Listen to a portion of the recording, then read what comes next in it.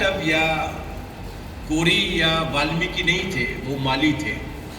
लेकिन ज्योतिबा फुले सहित उनसे ऊपर वाली भी जो ओबीसी आजकल मानने लगे हैं, ये जो शूद्र जातियाँ थी, उनके लिए नियम था कि वो अगर पुणे में निकलेंगे तो सामने उनको एक कटोरा बांध के चलना पड़ेगा और पीछे एक झाड़ू बांध के चलना पड़ेगा, ताकि अगर थूक आता है तो कटोरे में थूके। और जो उनके पैर पड़ने की वजह से जो धरती अपवित्र हो गई है, उसको उनकी झाड़ू झाड़ती हुई जाएगी। और इतना ही नहीं, उन्हें इस तरीके से चलना पड़ेगा कि उनकी छाया कहीं आसपास चलने वाले किसी दूसरे व्यक्ति पर नहीं पड़ जाए। यही गुस्सा था जो गुस्सा भीमा कोरेगांव की लड़ाई में फिर वहां की महार जनता ने उनकी हजारों की 22,000 की फौज को इन 500 लोगों ने साफ करके रख दिया था। वही गुस्सा था।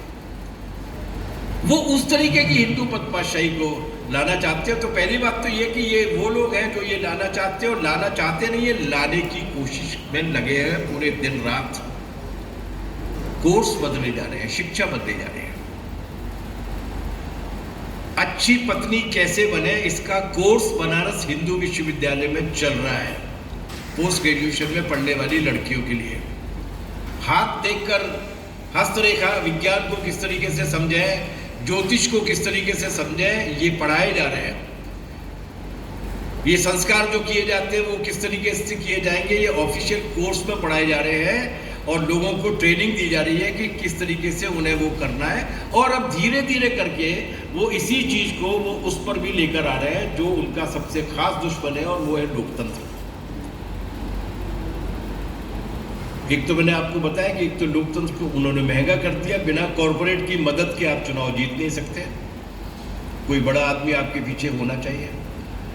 दूसरा, उन्होंने एक नया फार्मूला लेकर आए गुजरात से, पता नहीं आपके यहाँ पहुंचा कि नहीं पहुंचा। गुजरात से निकला फिर मध्य प्रदेश में आए। वो फार्मूला यह कि जो पंचायत बिना चुनाव के निर्विरोध चुनाव करेगी, उसे उसके विकास के लिए इतने लाख रुपए एक्स्ट्रा दिए जाएंगे। यहाँ पे है, पहले से ही है। पहले गोलवलकर क्या लिखते हैं? गोलवलकर, हाँ, गोलवलकर ये लिखते हैं कि ये जो लोकतंत्र है वो मुंडगणना है। इससे समाज के अंदर वैमनस्य पैदा होता है। हमारे पुराने लोग कितने अच्छे थे कि गांव के एक दो लोग, बड़े लोग जो कह देते थे, पूरा गांव उसकी बात को मान लिया करता था। कौन थे वो एक दो बड़े लोग? जमींदार साहब थे, पुरोहित साहब थे और सेठ जी थे। अब ये सर्वसम्मत पंचायतें जो चुनी जाएंगी, उसमें कौन चुना जाने वाला है? पश्चिम बंगाल ने पूरी तस्वीर बदल के रख दी थी। पूरा आप जब तक हम लोग सरकार में रहे, ये पहली बार था जब वहां पे कोई राजा या रानी चुनाव लड़ी है। वरना पश्चिम बंगाल में कोई राजा या रानी विधानसभा तो छोड़िए, सरपंची का चुनाव लड़ने के लिए भी नहीं आता था, क्योंकि उसे मालूम था कि गरीबों की एकता ऐसी बन चुकी है कि वो हार जाएगा, वो हारता भी था। अब कौन जीतेगा? तो उन्होंने लोकतंत्र पर भी इस तरीके से कुठाराघात कर दिया और उसको भी उन्होंने खत्म कर दिया। एक बात समझानी चाहिए हमें लोगों को कि ये मुसलमानों के खिलाफ जो विरोध लेकर निकले हैं, वो केवल उनका दिखावटी एजेंडा है। असली निशाने पर उनका इस देश का बहुमत समुदाय है। असली काम उनका है मनुस्मृति को लागू करना। इस्लाम पैदा हुआ है 1400 साल पहले, लेकिन वो मनुस्मृति को लागू करने की बात कर रहे हैं जो 2000 साल से हमारे समाज को जकड़ में अपनी में लिए हुए हैं। इसलिए ये केवल मुसलमानों वाला प्रश्न नहीं है। ये जो नाम लगाने वाली जो बात है, ये जो ठेले पर आप जो सब्जी बेच रहे हैं वो नाम लगाएंगे, आप पकौड़ी की दुकान पर और समोसे की दुकान पर ठेले पर, अगर ये मुजफ्फरनगर में, बुलंदशहर में और मेरठ में आप नाम लगा के खड़े होंगे कि श्री देवीलाल, कितने लोग आएंगे वहाँ पर खरीदने के लिए? ये निशाना केवल मुसलमान नहीं है, बल्कि ये निशाना इस देश में छुआछूत को, अस्पृश्यता को जिस तरीके से उसको दोबारा से बहाल करने की कोशिश की जा रही है, ये है। ये घोषित रूप से दलित विरोधी है। तो अपने किसी पड़ोस के वकील से पूछ लीजिएगा कि 1 जुलाई से जो नए कानून लागू हुए हैं, उनका सबसे ज्यादा खामियाजा कौन भुगतने वाला है इस देश में? वही गरीब, वही आदिवासी, वही दलित, वही बच्चे। तो ये जो हिंदुत्व वाला हमला है, उस हमले की एक और खास बात है जिसको कहते हैं ना कोड़ में खाच।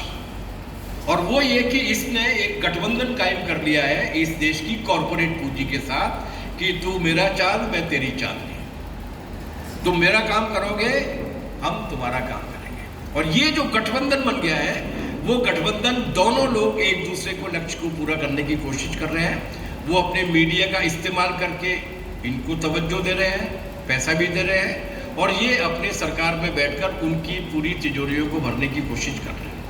और तीसरी और आखिरी विशेषता दुनिया भर की विशेषता है, और वो विशेषता ये है कि दुनिया भर के पूंजीवादी विकास की बाट लगी हुई है, सुधर नहीं पा रहे, समझ नहीं पा रहे।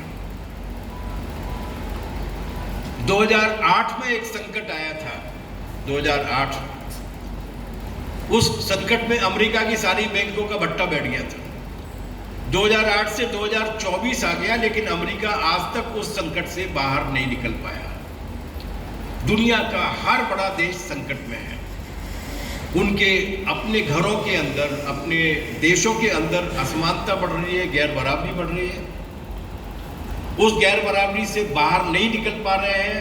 इसके लिए फिर डोनाल्ड ट्रंप जैसे नेता पैदा हो रहे हैं जो उत्पाती और बहुत हिंसक और उन्मादी राजनीति करते हैं। हमारे यहाँ पर मुसलमान को निशाने पर लिया गया है, वहाँ पर मुसलमान को भी निशाने पर लिया गया है। जो काले रंग के लोग हैं उनको भी लिया गया है, जो एशियाई लोग हैं उनको भी लिया गया है। ऑस्ट्रेलिया में भी वही संकट है, तो ऑस्ट्रेलिया में भी भारतवंशी जो लोग गए हुए हैं तो उन पर हमले किए जा रहे हैं। यही फ्रांस में हो रहा है।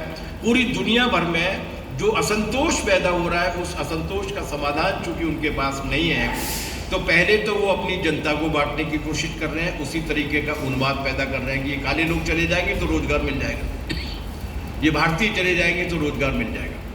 और जब इससे भी काम नहीं चल रहा तो दूसरे देशों पर हमला कर रहे हैं। हमले दो तरीके से कर रहे हैं। पहला हमला तो कर रहे हैं, नीतियां बदलवा रहे हैं कि हमारे माल को खरीदो। वो जो ओबामा साहब यहाँ पर आए थे उस वक्त हमारे यहाँ कितनी भी मतलब बैंड बजे हो कि ओबामा आया, और हमने तो मोदी जी कहते थे कि मेरा तो वो दोस्त है बराक कह के मैं उससे बात करता हूँ। लेकिन असल में जाके जब वो लौट कर पहुँचा है अमेरिका, तब उसने बताया कि इतने समझौते के जरिए मैं इतने करोड़ रोजगारों की व्यवस्था करके आया हूँ अमेरिकियों के लिए वहाँ पर। तो पहले तो जा रहे हैं वो नीतियों को बदलवाते हैं, अपने हिसाब से आर्थिक नीतियों को बनवाते हैं, और जब वो ये काम करने के लिए सारे देश राजी नहीं होते तो उन पर हमला कर देते हैं। एक बर्बरता की मिसाल पैदा करते हैं, जैसे कि फिलिस्तीन में देखिए, जरा सा देश है फिलिस्तीन,